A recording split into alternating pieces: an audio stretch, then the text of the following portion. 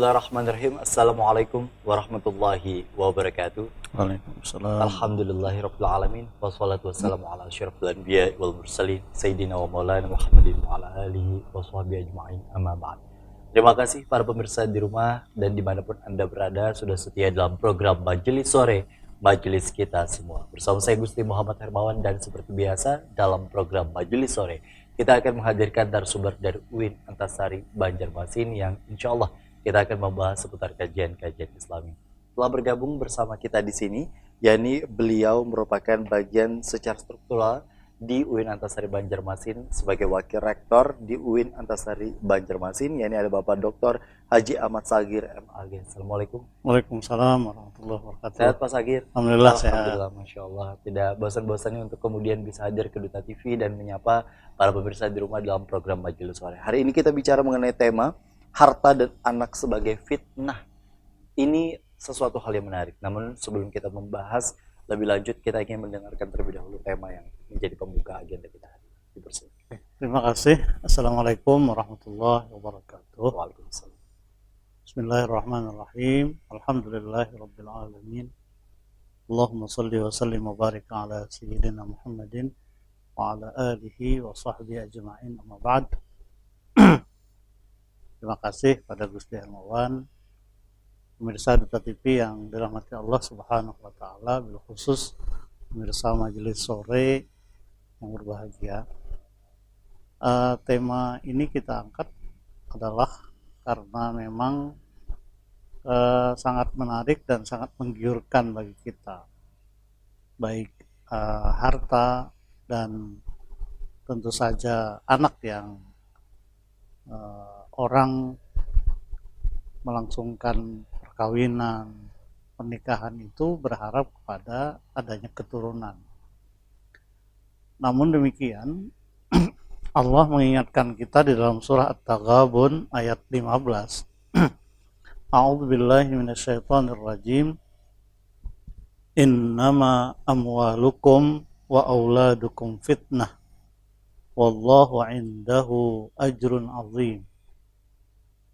Sesungguhnya hartamu dan anak-anakmu hanyalah cobaan bagimu, dan di sisi Allah pahala yang besar. Ma'asyiral muslimin, pemirsa Duta TV yang dirahmati Allah, Allah menekankan dan memperingatkan kepada kita bahwa harta yang ada pada kita, dan harta itu saya kira sangat banyak entitasnya, sangat banyak jenisnya yang patut diwaspadai oleh kita semua. Hal itu adalah titipan dari Allah. Yang namanya titipan tentu tidak sampai pada kepemilikan yang selama-lamanya kepada kita. Dititipkan oleh Allah artinya Allah menitipkan sesuatu yang tentunya harus kita pertanggungjawabkan di masa akhir penitipan itu. Akhir segalanya tentu adalah kematian untuk menghadap kepada Allah.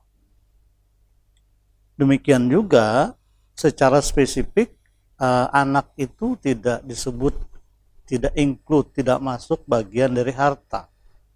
Karena memang anak itu terpisah dari harta, tetapi fungsi dan manfaatnya tentu akan bisa menjadi sesuatu yang positif dan bisa jadi menjadi negatif. Allah sengaja menggunakan kalimat fitnah dalam konteks ayat ini karena memang fitnah itu lebih bisa bermakna positif dan juga akan ada yang bermakna negatif. Tidak berupa bala ataupun sesuatu yang membuat orang susah. Jadi fitnah dalam konteks ayat ini memang berpotensi untuk positif dan untuk negatif. Oleh karena itu, tema ini diangkat untuk mengingatkan kita semua bahwa di ayat lain, di hadis juga disebutkan oleh Rasul bahwa hartamu itu bisa menjadi jalan kamu masuk ke surga, dan hartamu juga bisa menjadi jalan untukmu ke neraka. Jadi ada dua jalan yang dari modal yang sama, harta, itu bisa menjerumuskan kita ke neraka, juga kita bisa membuka lempang, membuka luas jalan yang luas untuk ke surga. Begitu juga dengan anak kita. Anak kita itu adalah titipan dari Allah yang patut kita sadari semua, bahwa Allah akan meminta pertanggungjawaban kita ketika kita sudah diberi oleh Allah berupa keturunan anak, untuk diajari untuk menjadi orang-orang yang soleh. Bukankah Nabi Shallallahu Alaihi Wasallam mengatakan bahwa aku sangat suka, aku sangat bahagia umatku menjadi umat yang besar karena banyak keturunannya. Tapi jangan lupa, keturunan anak yang dikehendaki oleh Rasul Sallallahu Alaihi Wasallam itu adalah anak yang soleh atau solehah, yang membanggakan kepada bagi orang tua, baik di dunia terlebih di akhirat kelak. Sehingga hadis Nabi yang masyhur bahwa salah satu dari yang bisa dijadikan investasi bagi orang tua itu adalah anak yang soleh yang mendoakan kepada orang tuanya. Arti mendoakan itu artinya anak itu selalu ingat jasa orang tuanya dan kemudian mereka mendoakan kebaikan-kebaikan. Bisa dalam arti kata secara letterlek mendoakan, juga bisa dalam arti kata mereka selalu melakukan kebaikan-kebaikan yang amal pahalanya kemudian tetap mengalir kepada orang-orang tuanya. Ma'asyiral muslimin rahimakumullah. Yang terakhir sekedar pembuka daripada diskusi atau pembicaraan kita hari ini adalah bahwa fitnah itu kalau kita mau hadapkan kalimatnya adalah dengan kata adu. Kalau syaitan innama syaitan adu mubin. Jadi kalau kalimatnya adu, kalimatnya musuh, berarti kan betul-betul menjerumuskan. Tapi kalau fitnah itu ya tadi bisa diartikan secara positif dan juga bisa berarti secara negatif. Jadi tidak negatif terus. Jadi kita masyarakat secara umum, lebih-lebih kepada umat Islam dituntut berzakat, berinfak, bersedekah. Itu kan harus punya harta, harus kaya. Kalau punya harta kaya harus berusaha semaksimal mungkin untuk menjadikan kita punya harta untuk dapat bersedekah, berzakat, dan berinfak yang terbaik kepada orang-orang yang kita ingin sedekahi, ya. Mungkin kita zakati ya misalnya. Jadi tidak bisa berpangku tangan juga. Nah, artinya kalau itu berarti nggak perlu bekerja dong. Kalau harta itu fitnah, tidak harus begitu, karena fitnah itu bisa kita artikan yang positif juga. Harta yang kita miliki itu tuntutan dari Allah adalah bagaimana kita memanfaatkan harta yang diberikan, yang dititipkan oleh Allah itu. Begitupun juga dengan anak. Iya, betul. Masya Allah, ketika kita kemudian juga hidup di dunia dari kecil kemudian juga besar hingga bertemu dengan situasi kehidupan untuk proses sekolah hingga bekerja, pada tahapan-tahapan tersebut kemudian kita dibarengi dengan beragam hal-hal yang mungkin bisa saja mempengaruhi hidup kita, salah satunya harta dan kemudian hadirnya anak. Harta yang mungkin menjadi fokus di segmen pertama kali ini. Kalau kita bicara mengenai harta, Pak, rasa-rasanya memang tujuan dari orang bekerja memang betul untuk memenuhi kehidupan sehari-hari, tapi bagian dari itu semua pun juga bagian dari harta yang kemudian ingin dikumpulkan. Ada saja keinginan-keinginan, kecenderungan-kecenderungan untuk mengumpulkan harta, bisa jadi untuk dirinya, untuk keluarganya, untuk orang-orang yang terdekatnya, atau bisa jadi bahkan dengan kondisi yang sangat berlebih hingga kemudian juga membuat orang pada umumnya merasa harta perspektifnya hari ini adalah segalanya. Nah, dengan kondisi seperti itu, sejauh mana sebenarnya kita mampu mengontrol ini semua di tengah beragam hedonisme, kemudian juga tayangan-tayangan yang kemudian membuat diri kita itu terkadang ada saja keinginan-keinginan atau hal-hal yang mungkin mendorong kita untuk bisa kita kuasai begitu Pak. Ya, betul sekali bahwa inilah kenyataan realitas hidup kita hari ini ya.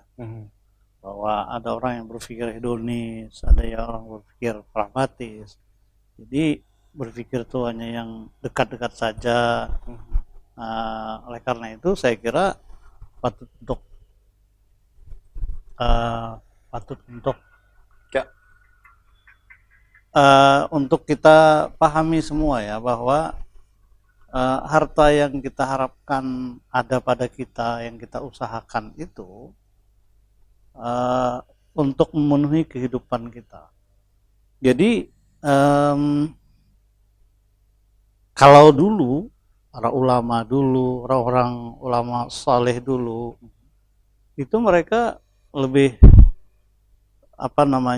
mengkat keinginan-keinginan untuk memperpanjang angan-angan, ya kan, sehingga menjadi satu tagline mereka bahwa orang yang panjang angan-angan itu membuat diri mereka mengejar-ngejar angan-angan itu. Tentu kadang-kadang angan-angan yang dikejar-kejar itu menjadi sesuatu yang harus dicapai, sementara jalan untuk mencapai itu susah. Nah itu berarti kan harus disadari semua oleh kita. Jadi berusaha itu wajib, mendapatkan sesuatu yang kita usahakan itu juga kita harapkan, tetapi ketentuan yang diadakan, yang dihadirkan oleh Allah itu sesuatu yang berbeda dan harus kita sadari bahwa Allah memberikan kepada kita sesuai dengan keperluan kita. Jadi bahasanya begini sekarang, kalau kita mau dapat banyak harta, maka tentu segmentasi berbaginya itu lebih banyak, pasti diberi Allah banyak. Jadi kalau mau banyak, ya orang yang punya rumah anak yatim misalnya, itu karena banyak yang mau diberi makan, itu rezekinya melimpah-limpah. Jadi seperti itu ya, Allah itu maha tahu kepada kita.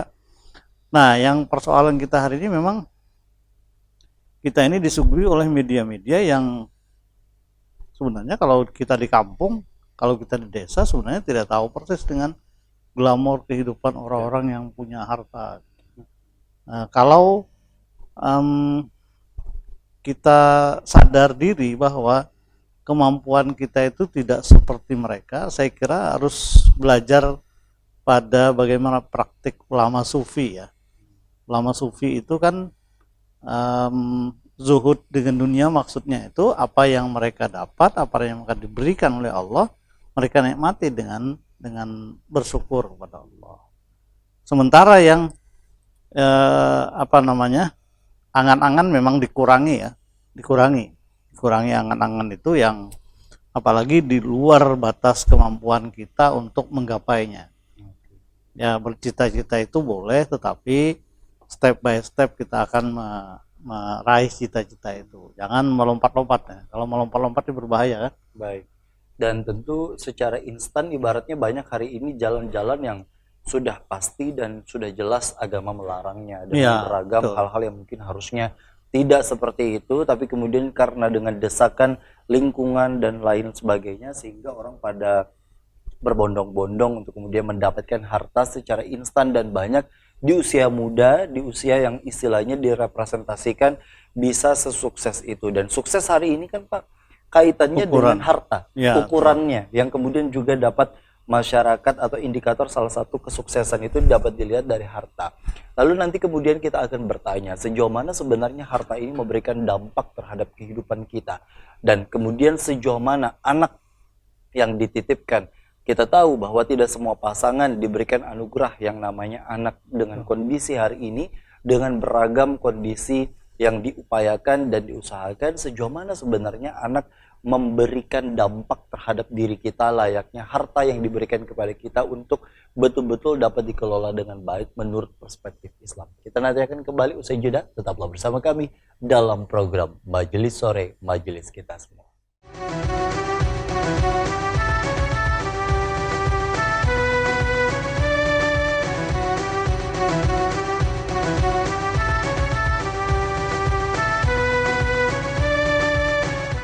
Terima kasih Anda masih bersama kami dalam program Majelis Sore, Majelis Kita Semua. Berbicara mengenai harta, tentu hal tersebut yang membuat seringkali bisa menjadi penyemangat untuk bisa bekerja. Karena selain untuk menambah atau memberikan nafkah untuk keluarga, juga bisa menjadi perhiasan dan langkah-langkah yang mungkin bisa dikategorikan untuk bisa dinikmati dengan istilah yang hari ini sedang ramai, yakni surga dunia. Surga dunia kan, surga dunia, kemudian sukses seringkali dikaitkan dengan kesuksesan dan dalam mencapai sebuah jabatan maupun harta. Dengan kondisi seperti itu, Pak, apakah kemudian pergeseran paradigma atau persepsi ini dipengaruhi karena hadirnya lingkungan kita yang banyak istilahnya figur-figur atau kemudian orang-orang yang menampilkan hartanya menjadi sebagai salah satu pemicu kondisi ini terjadi, atau apa hal yang mungkin bisa mendorong hal tersebut bisa terjadi? Benar. Iya, itulah yang kita hadapi, tantangan kita sekarang ya. Kita berinteraksi di masyarakat, bersosialisasi, kita dihadapkan pada masyarakat yang termasuk kita mungkin pola pikirnya, mindsetnya adalah bahwa harta itu segalanya. Harta itu segalanya. Jadi bahkan yang miris kita mendengar segala sesuatu bisa dibeli dengan harta. Betul. Itu banyak kenyataan yang dihadapi dan diterima atau bahkan disaksikan oleh masyarakat kita. Itu sangat berpengaruh dan bahkan pengaruhnya itu sampai dalam tanda kutip meracuni masyarakat kita. Pola pikirnya diracuni oleh kalau tidak ada harta ya tidak bisa hidup gitu. Betul. Kan. Kalau tidak ada segalanya yang dimiliki secara bendawi itu tidak bisa hidup pokoknya. Sementara tuan-tuan guru kita, ustadz-ustadz kita terus mendoktrin secara tauhid ya bahwa yang ngasih hidup itu Allah gitu kan. Kemudian yang membuat kita bahagia itu Allah. Ya stimulasi harta ini bagian-bagian kecil dari kemungkinan mendapatkan sesuatu itu. Jadi betul tidak bisa dipungkiri bahwa orang perlu makan itu perlu bayar, perlu uang. Tetapi kemudian makan itu yang membuat kenyang, endingnya itu kan di tangan Tuhan katanya. Kita kadang-kadang sampai situ aja. Kita mau makan harus bayar, ada uang, lo makan. Tapi kemudian kita lupa bahwa setelah makan itu apa sih sebenarnya yang kita inginkan dari makan itu. Kita kan ingin mendapatkan kekenyangan dan tanda kutip bahasa kita.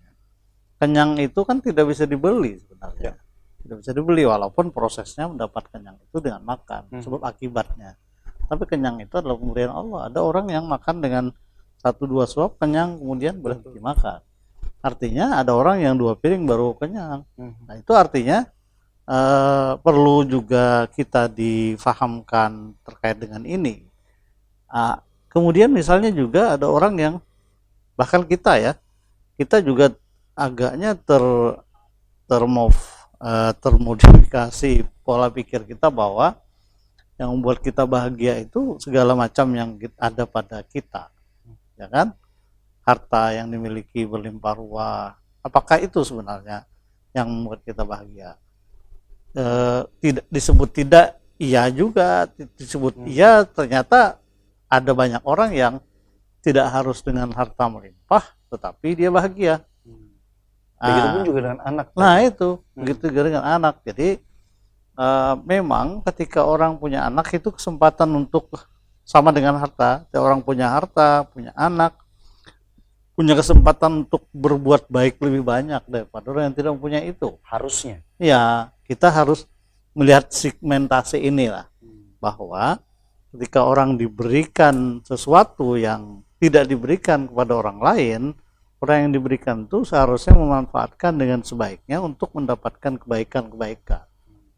Jadi jangan sampai destruktif ya, justru sebaliknya. Jadi justru sebaliknya, bahwa ketika diberi malah lebih bejat daripada orang yang tidak diberi misalnya.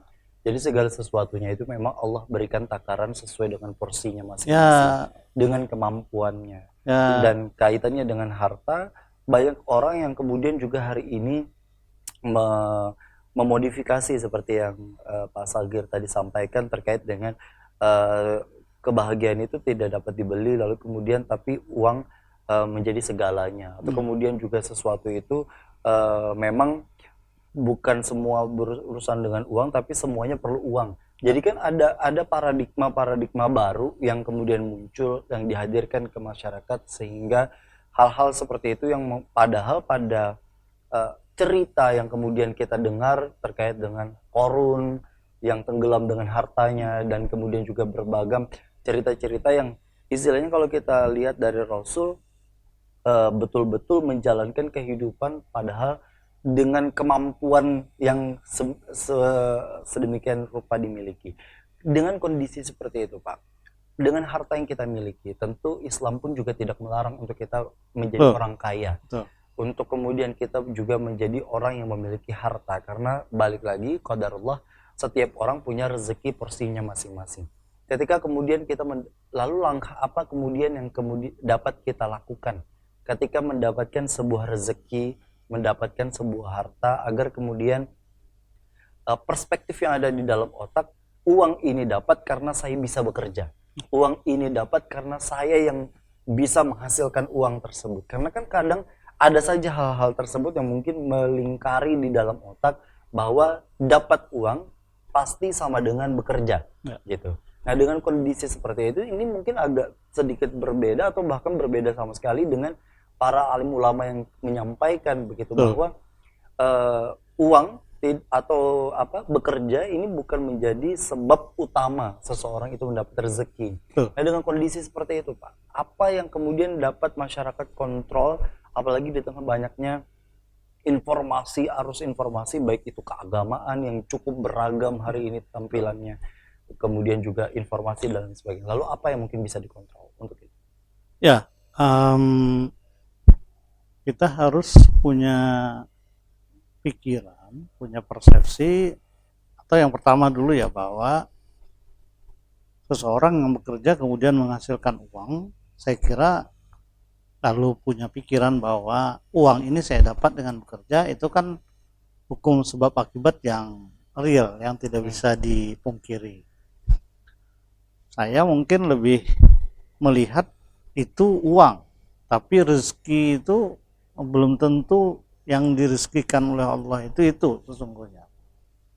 Jadi rezeki itu kan yang dikehendaki oleh Allah, kemudian bisa dimanfaatkan dengan sebaik-baiknya oleh kita.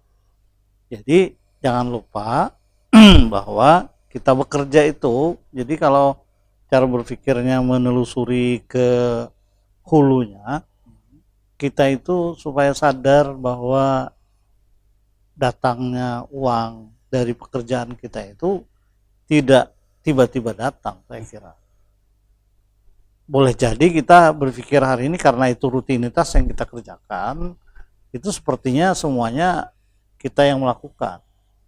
Siapa sebenarnya yang aktor utama yang membuat kita bisa melakukan itu? Kan tidak bisa kita. Jadi kita pergi dari rumah ke sini atau ke tempat pekerjaan kita, itu kan semuanya atas pertolongan yang diberikan oleh Allah.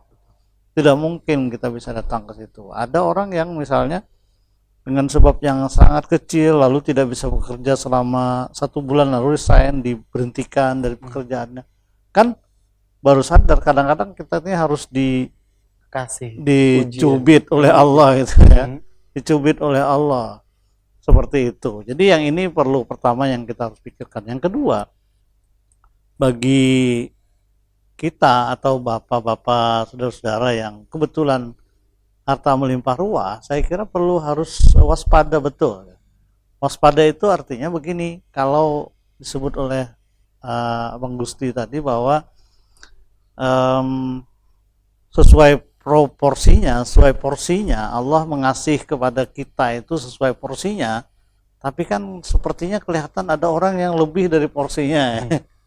Lebih dari porsinya. Nah, yang orang-orang yang kelebihan dari porsinya ini saya kira harus waspada betul.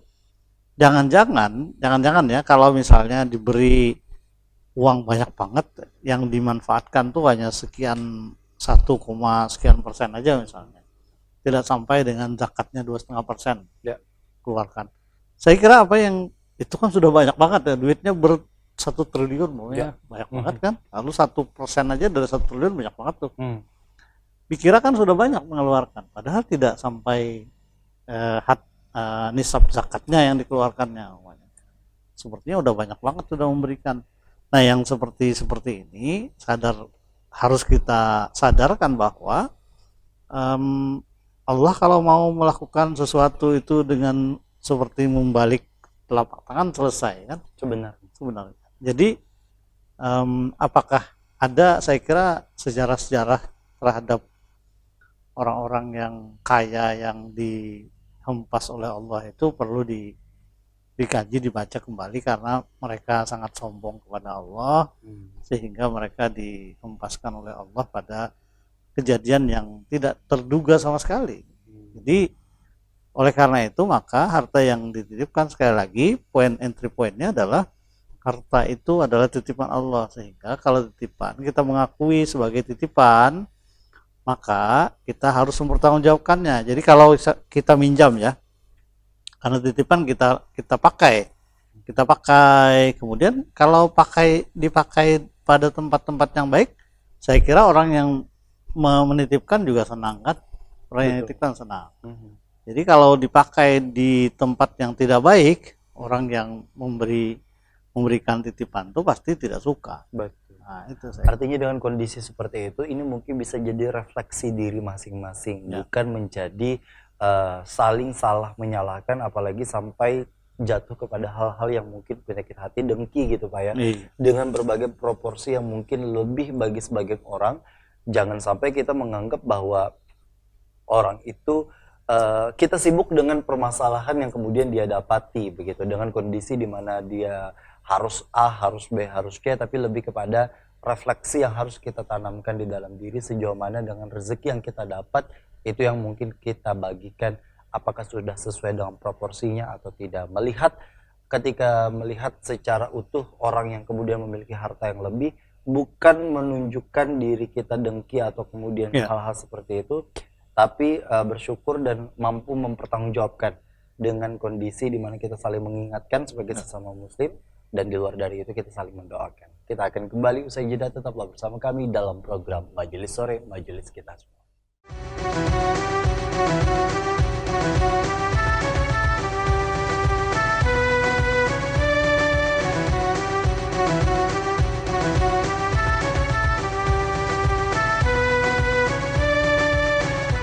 Terima kasih Anda masih bersama kami dalam program Majelis Sore, Majelis Kita Semua. Kita bicara tadi mengenai harta. Lalu kemudian ada juga orang dulu bilang, banyak anak, banyak rezeki. Hal ini kan yang kemudian juga kian berkembang setelah dengan beragam reaksi yang dilangsungkan oleh pemerintah, hingga ada kemudian juga menjadi bagian dari regulasi 2 anak cukup. Ini kan bagian yang mungkin perspektifnya dulu betul-betul liar, lalu kemudian sampai dibikin regulasi untuk menekan kondisi populasi di Indonesia sampai pada tahapan yang memang terukur dilakukan. Nah, dengan kondisi banyak anak banyak rezeki, di sisi lain banyak juga pasangan yang istilahnya betul-betul menginginkan kehadiran seorang anak, karena kita tahu di dalam perspektif Islam pun juga bukan hanya masalah harta yang istilahnya berfungsi atau bermanfaat sebagai harta jariah yang mungkin dapat dimanfaatkan, tapi salah satunya juga yang lain adalah anak yang soleh, yang mendoakan, sebagai betul-betul doa yang disampaikan ini bisa menjadi amal jariah bagi sang mayit atau orang tua. Artinya kan dengan kehadiran anak ini sendiri, takarannya pun juga berbeda-beda. Ada yang betul-betul menikah dengan jalur yang kemudian sudah disesuaikan, diatur oleh agama, tapi sampai hari ini mungkin masih menunggu garis 2 yang ditunggu-tunggu. Tapi ada juga yang istilahnya nauzubillah min zalik, bahkan kita melihat bahwa ada generasi muda yang hari ini lagi viral di kelas lagi ujian SMP, dia melahirkan di dalam kelas. Kan hal-hal seperti itu yang menjadi keniscayaan ya Pak ya, bahwa kondisi di mana kenakalan remaja atau hal-hal mungkin bukan hanya remajanya yang disalahkan tapi juga orang tuanya dalam hal betul, mendidik. betul. Nah, dengan kondisi seperti itu sebenarnya dalam memaknai kehadiran seorang anak, Pak, hal apa yang sebenarnya dapat dilakukan oleh orang tua untuk bisa meyakini bahwa ini bagian dari anugerah, tapi di satu sisi lain ini juga menjadi ujian, Iya. cobaan atau fitnah yang tadi disebutkan dalam surah. Baik, ini memang dilema ya. Kalau kita sebut dilema itu artinya satu sisi kita mau mendapatkan pahala, mendapatkan anugerah dari kehadiran anak dan dititipkannya harta itu, tetapi kalau kita tidak bisa mengelolanya memang hasilnya di luar ekspektasi dan di luar harapan kita. Saya kira pertama dulu bahwa semua orang kita ini semuanya, orang tua, anak-anak, remaja, saya kira tidak ada yang mau menjadi orang yang tidak baik kan. Betul. Semuanya ingin menjadi orang baik. Tapi kadang-kadang kemauan menjadikan keluarga baik, anak baik itu tidak diiringi dengan upaya, usaha, dan terlebih doa saya kira. Yang terakhir saja dulu, doa itu kadang-kadang kita mengabaikan kan. Banyak orang yang mengabaikan dengan doa itu. Jadi sudah berusaha, tapi tidak meminta kepada Allah. Juga ada orang seperti itu. Nah, artinya usaha yang maksimal dilakukan harus kita lakukan. Kemudian terjadi yang tidak diinginkan, saya kira Tuhan tahu, Tuhan Maha tahu akan usaha dan upaya yang kita lakukan. Jadi tidak bahasa sederhananya, orang tua tidak akan disalahkan ketika terjadi hal-hal yang tidak diinginkan, padahal dia sudah berusaha maksimal. Ketika dewasanya. Ya, saya kira menjadi contoh bagi kita ketika Nabi Nuh alaihissalam. Bagaimana hebatnya Nabi ya, saya kira tidak bisa kita bayangkan bagaimana Nabi membimbing, mendidik anaknya, serta istrinya sendiri. Tapi ini kan menjadi contoh kepada kita bahwa bagi orang-orang yang kebetulan sudah berusaha maksimal, kalau juga tidak seperti yang diharapkan, ya sudahlah, artinya itu mungkin kita adalah sebagai contoh Nabi Nuh alaihissalam. Baik. Tetapi juga kita juga harus melihat contoh yang lain yang sebaliknya, ya kan? Ada contoh Fir'aun yang kebetulan Nabi Musa berada di situ, istri yang sahnya juga bersama Fir'aun, tetapi ini kan banyak versi. Betul. Tentu versi yang paling mudah kita pahami adalah karena Allah tidak menghendaki Asiyah itu menjadi bagian dari Fir'aun sampai ke akhirat, dia jaga Asiyah. Kemudian Nabi Musa juga dijaga oleh Allah gitu kan. Artinya kalau mengikuti kemampuannya Nabi Musa yang kelak menjadi Nabi Musa dan Asiyah sebagai istri, saya kira apa sih kekuatan yang bisa mereka andalkan menghadapi Fir'aun yang begitu dahsyatnya, sadis ya. Saya kira tidak lain kecuali karena memang Allah ikut campur dalam persoalan itu. Dan Allah yang menggerakkan semuanya. Begitu. Jadi kan dikontrol, dimanage oleh Allah, sehingga saya kira usaha kita ini, apalagi di zaman sekarang, saya kira kita tidak menafikan usaha. Sekali lagi, usaha harus dilakukan sebagai manusia, harus berusaha, tetapi sebagai hamba Allah harus juga berdoa, apalagi zaman sekarang yang saya kira susah sekali terhadap anak kita, susah sekali hari ini, susah dalam hal mengontrolnya, dalam hal mengawasi, memonitoring, apalagi 24 jam ya, dengan kondisi yang lingkungan, mempengaruhi sosial, bahkan hal-hal yang mungkin sifatnya dari luar gitu. Ya. Nah, dengan kondisi seperti itu artinya kan bisa saja ternyata Islam sudah mengatur sedemikian rupa bahwa ketika orang tua kemudian diamanahi untuk hadirnya seorang anak pun belum tentu istilahnya menjadi qurrata ayun atau penyejuk hati, tapi bisa jadi juga menjadi bagian dari ujian, dan di situ letaknya ujian yang kemudian selama proses hidupnya. Nah, itu. Ujian hidup ini sendiri kan beragam, Pak.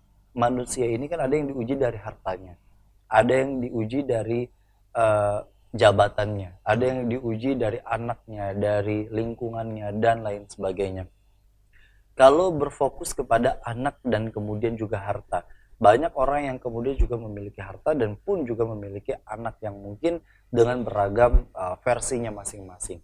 Lalu sejauh mana sebenarnya anak ini diarahkan dari sisi orang tuanya untuk kemudian dengan posisi hari ini modernisasi dan lain sebagainya. Banyak kan orang tua zaman dulu yang istilahnya fokus kepada memasukkan anaknya ke pesantren tanpa misalnya berdiskusi dengan anaknya apakah anaknya mau atau tidak dan lain sebagainya. Apakah itu juga masih menjadi jalan atau ikhtiar yang dapat dijalankan oleh orang tua, atau betul-betul istilahnya membebaskan apa yang menjadi pilihan anak, tapi di luar dari itu semua balik lagi kepada peranan yang ada di rumah? Ya, saya kira memang kompleksitas persoalan problematika kehidupan kita hari ini sangat sangat kompleks ya. Kalau zaman dulu saya rasakan tidak sekompleks sekarang.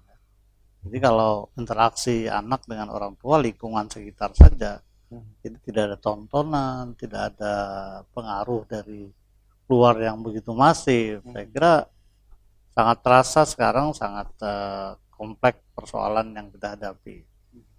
Ya, keperibahasanya itu kalau bahari, kalau dulu kita naik sepeda motor itu kalau ketabrak itu, kalau tabrakan memang kita abai ya.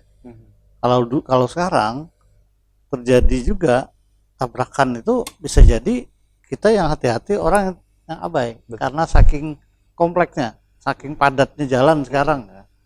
Kalau dulu kalau kejadian tuh memang kita yang tidak hati-hati, karena tidak kompleksitasnya kurang, sehingga saya kira sekarang ini orang yang punya harta, kebetulan dititipkan harta oleh Allah, yang paling penting saya kira bahwa ketika kita punya harta, kita bertanya lagi seperti yang diingatkan oleh Rasul. Pertanyaan kita, dari mana kita dapat? Dari mana kita dapat itu artinya bagaimana prosesnya, apakah yang kita lakukan ini sesuai dengan aturan. Maka kalau itu yang kita lakukan, berarti kita selamat dari hal-hal yang tidak baik. Dari mana kita dapat harta itu? Kemudian yang kedua, pertanyaan bagi orang yang punya harta kan ditanya sebelahnya lagi, setelah kita dapat dari mana, kemana engkau keluarkan, untuk apa.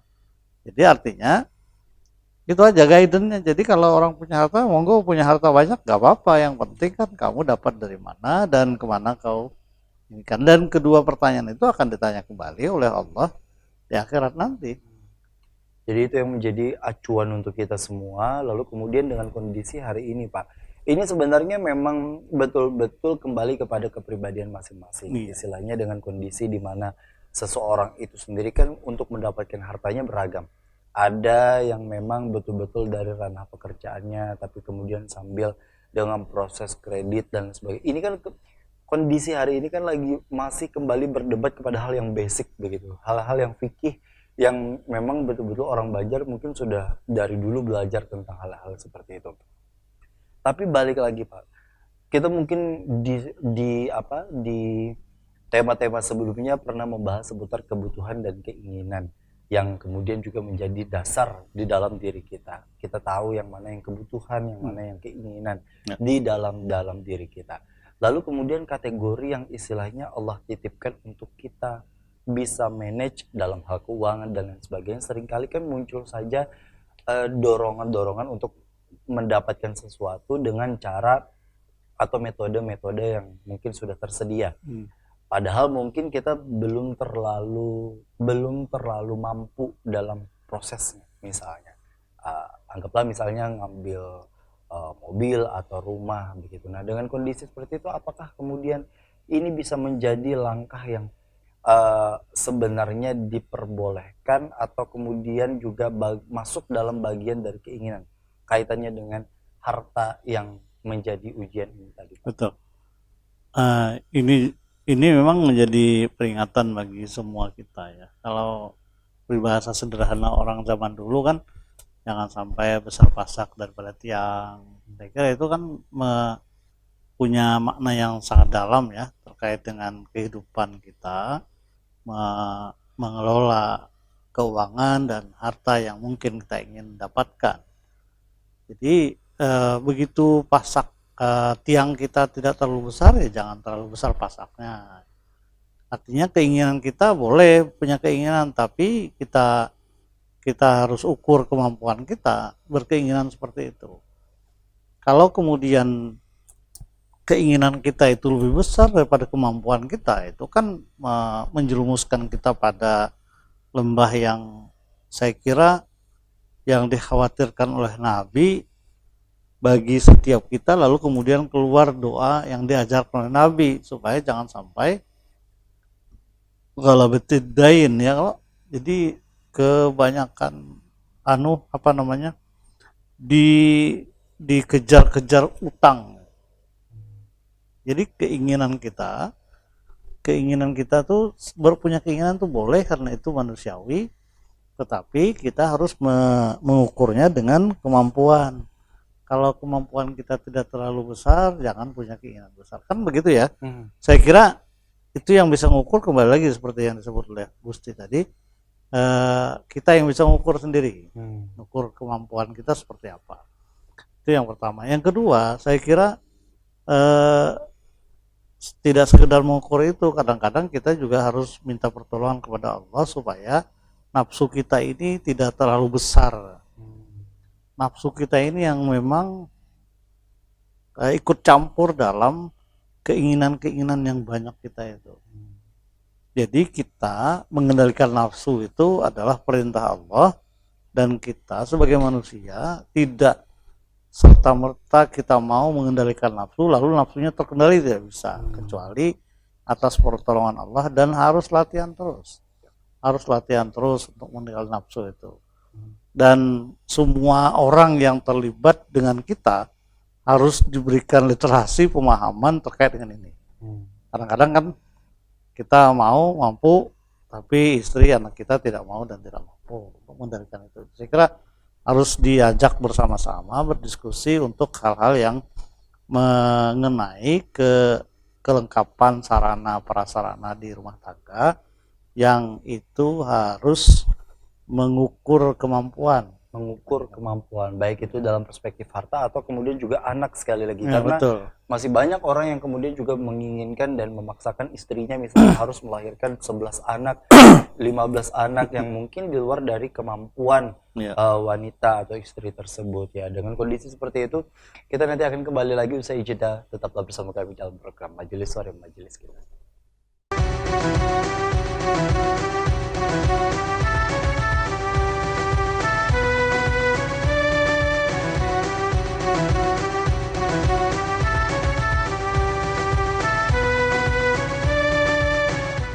Terima kasih Anda masih bersama kami dalam program Majelis Sore Majelis Kita Semua. Setelah kita belajar tentang kontrol diri, lalu kemudian juga untuk bisa kita melatih, memang PR-nya adalah seumur hidup, bukan hanya seputar 1-2 hari, 2-3 bulan atau 3-4 tahun, tapi betul-betul seumur hidup. Dan kontrolnya ini sendiri tidak lain dan tidak bukan adalah ilmu. Kalau dilihat dari apa yang tadi kita bahas, balik lagi kepada keilmuan seseorang untuk bisa mengontrol dirinya. Nah, proses untuk bisa kita mendapatkan harta, kemudian juga mendapatkan anak, kan tidak lepas dari ilmu ya Pak. Dengan kondisi seperti apa harta yang didapat tadi, yang kemudian juga menjadi pertanyaan di akhirat nanti. Begitupun juga dengan anak. Bagaimana kemudian anak ini dilahirkan, lalu prosesnya, bertanggung jawabannya dan sebagainya. Ilmu apa yang kemudian harus dimiliki oleh kita sebagai umat muslim agar pada saat kita mungkin diberikan harta maupun anak, kita menjadi orang yang bersyukur tapi menjadi orang yang bersabar ketika di tengah kondisi yang mungkin tidak sesuai dengan harapan. Iya, memang kalau kita pada kondisi yang sudah pada titik dekat kemapanan, saya kira ya, orang yang sudah mapan secara kekayaan, harta, sandang, pangan, papan itu, sementara ilmu untuk mengontrol diri, mengontrol nafsu itu tidak punya, saya kira bisa belajar kembali ya, bagaimana caranya. Seperti inilah, ada seorang kaya mungkin datang ke tempat tuan guru ya.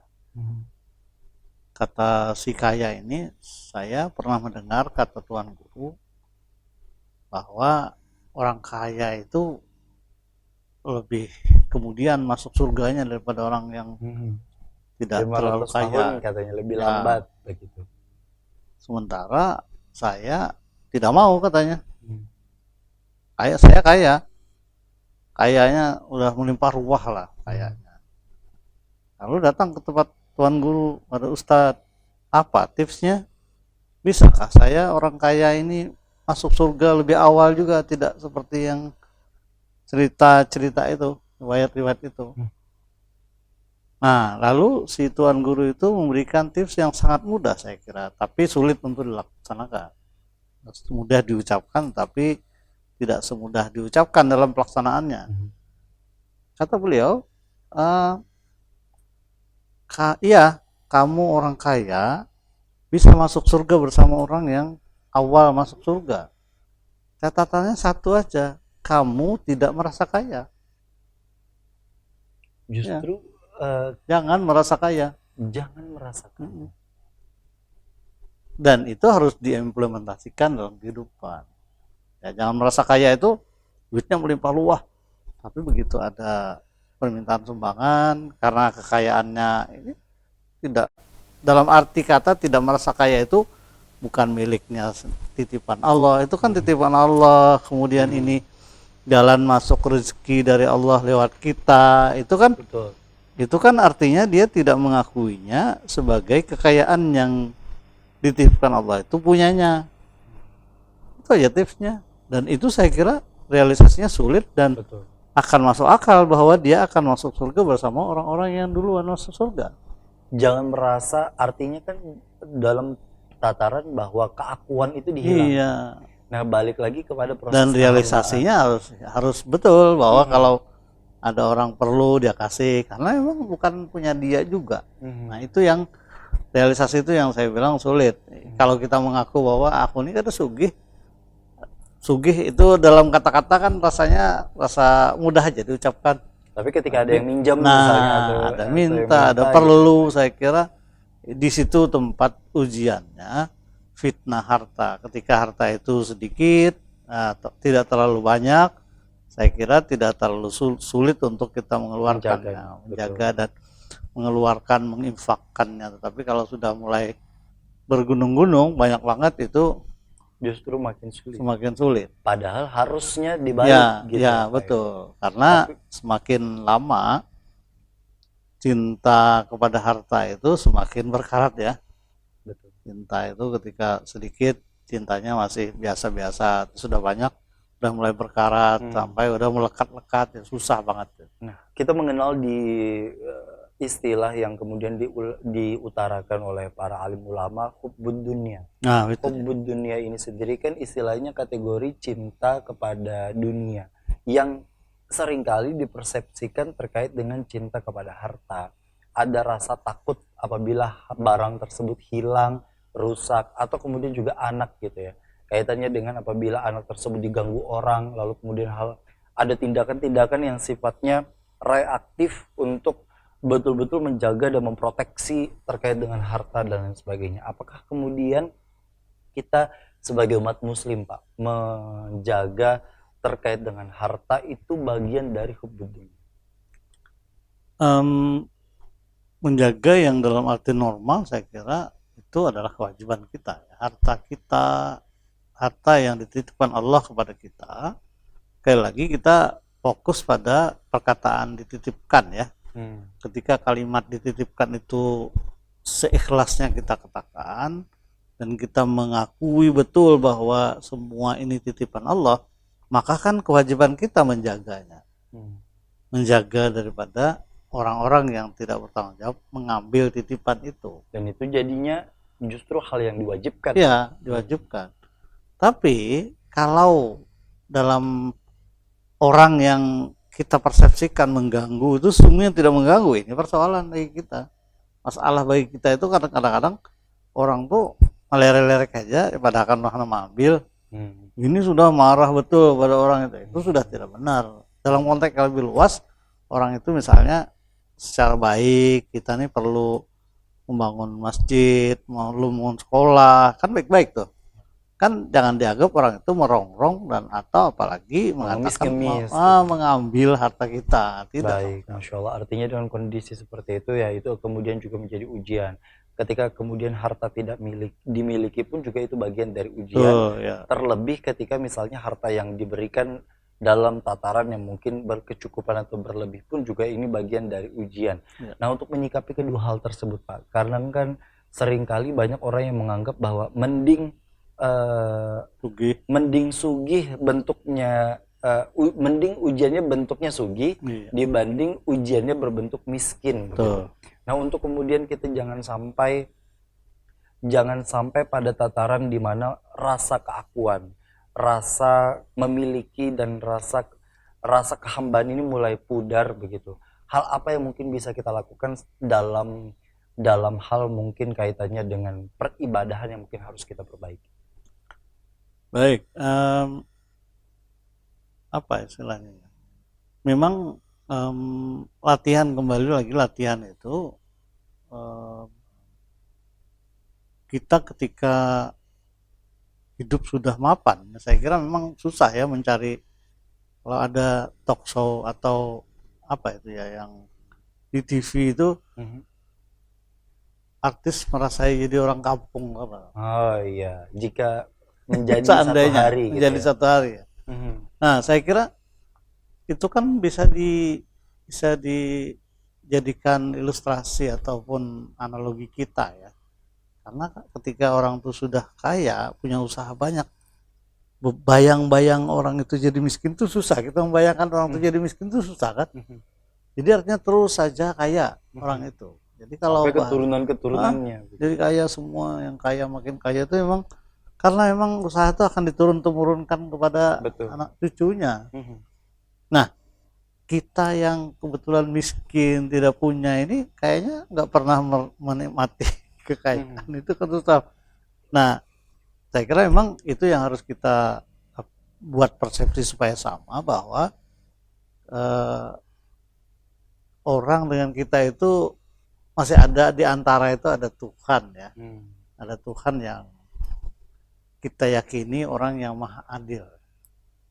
Jadi kajian kita bahwa Allah itu sangat adil itu harus didalami betul. Allah maha pengasih penyayang itu harus dimaknai secara baik oleh semua kita. Lebih-lebih orang yang tidak berada keadaannya itu tidak seperti orang yang dipersepsikan banyak orang itu enak. Kalau kebetulan kita berada di posisi yang tidak enak, kita harus banyak belajar maha kasih, maha sayangnya Allah itu, maha adilnya Allah itu. Ya, jadi saya kira pelajaran terkait dengan itu harus kita dalami sehingga kita jangan salah mempersepsikan Allah itu. Jangan sangka buruk dan kemudian mengutip dari apa yang mungkin almarhum Tuan Guru Zuhdi menyampaikan, sugih bukan berarti mulia, miskin bukan berarti hina. Dengan kondisi seperti itu yang kemudian juga mungkin bisa jadi kunci bahwa ketika kita mendapatkan rezeki itu bagian dari titipan yang harus kita amanahkan, begitupun juga dengan anak. Tapi ketika kita mungkin belum mendapatkan rezeki yang sesuai atau yang kita harapkan pun juga itu bagian dari ujian yang mungkin harus sabar. Walaupun memang pada realita atau kemudian juga prosesnya akan ada hal-hal yang mungkin sifatnya menangis dulu, prosesnya untuk bersedih dan sebagainya, tapi di luar dari itu sabar dan syukur yang mungkin menjadi PR kita seumur hidup Betul, begitu Pak. betul. Terakhir yang mungkin ingin disampaikan. Baik, bahwa ayat ini mengingatkan kita kalau di penggalan pertama innama amwalukum wa auladukum fitnah, biasanya hartamu dan anakmu itu menjadi fitnah, ujian, tantangan, dan kemudian juga menjadi penyemangatmu dalam berkebaikan, melakukan kebaikan. Itu yang di ending ayatnya, di ujung ayatnya Allah menyiapkan. Begitu orang itu selesai, siap, sukses menghadapi ujian cobaan ini, fitnah ini, wallahu indahu ajrun azim, Allah punya ganjaran yang besar. Jadi begitu orang sukses, sukses itu tidak berarti harus mempunyai harta yang banyak atau mempunyai anak yang banyak, tapi dia sukses memanage ketika diberi merasa titipan, amanah, ketika tidak diberi berarti dia Allah Maha tahu kita belum amanah mungkin untuk menerima amanah itu. Nah, nggak usah pandang-pandang orang berarti orang itu amanah ya. Nggak usah pandang-pandang itu. Kadang-kadang kan kita berbalik tidak seperti yang kita persepsikan ya orang itu. Kalau kita melihat orang itu kayaknya baik seorang kan, maka orang itu pindah nyaman ya, gitu kan? Ya. Misalnya kita nih persepsi kita yang tidak punya anak misalnya. Orang itu bisa anak banyaknya, padahal kawa maragu, duit aja ngalih banget cariannya. Seorang ini sugih, seorang ini pendidikan, tapi kenapa kalau diberi anak kan kadang-kadang begitu pikiran. Betul. Pikiran yang saya kira manusiawi itu, tapi kita harus mengalihkan persepsi kita bahwa mungkin orang-orang yang punya anak banyak yang kelihatan tidak mampu itu mungkin Allah punya skema sendiri bagi orang itu. Sementara kita punya skema yang lain. Jadi saya kira terhadap Allah itu yang paling penting ya. Terhadap Allah itu jangan sampai kita sangka buruk kepada Allah, tidak adil untuk Allah ya. Sementara Allah itu maha adil kepada kita. Masya Allah, itu yang kemudian juga insya Allah bisa menjadi gambaran untuk kita kontrol tetap, karena melihat dengan kondisi hari ini yang kemudian juga sukses sama dengan harta atau sukses sama dengan banyak anak, tampaknya persepsi seperti itu perlu dialihkan dan bahkan diganti dengan rangkaian-rangkaian yang mungkin akan lebih positif dan kaitannya dengan sangka baik terhadap Allah. Karena setiap dari diri kita punya porsinya masing-masing, setiap dari diri kita punya jalan dan jalurnya masing-masing. Terima kasih, Masya Allah, terima kasih Pak Dr. Muhammad Sagir yang tentu sudah hadir di studio Duta TV. Terima kasih juga bagi para pemirsa di rumah yang sudah menyaksikan tayangan ini. Semoga tentunya insya Allah ini bukan hanya menjadi tontonan, tapi insya Allah juga menjadi tuntunan dan berkah bagi para penonton semua. Akhirnya saya Gusti Muhammad Hermawan, Pak Sagir mengucapkan terima kasih atas perhatiannya. Wassalamualaikum warahmatullahi wabarakatuh.